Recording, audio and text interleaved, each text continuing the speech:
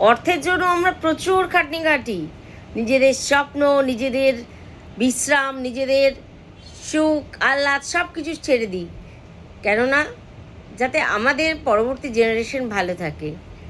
সেরকমই একটা নজির তোমাদের দেখাচ্ছি, উদাহরণ দেখো।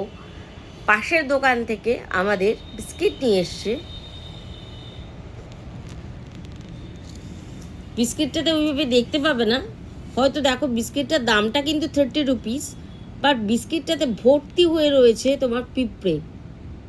আমার ছোট ছোট খাওয়ার সঙ্গে সঙ্গে ওর জিভে কামড় দিয়েছে। এটা কি আমাদের প্রাপ্য? আমরা কি পয়সা কম দিয়েছি? আর দোকানদারের কি এটা উচিত নয় বলে দেওয়া বা তাকে যত্ন করে রাখা? বুঝতে পারছো কোথায় যাচ্ছে পৃথিবীটা?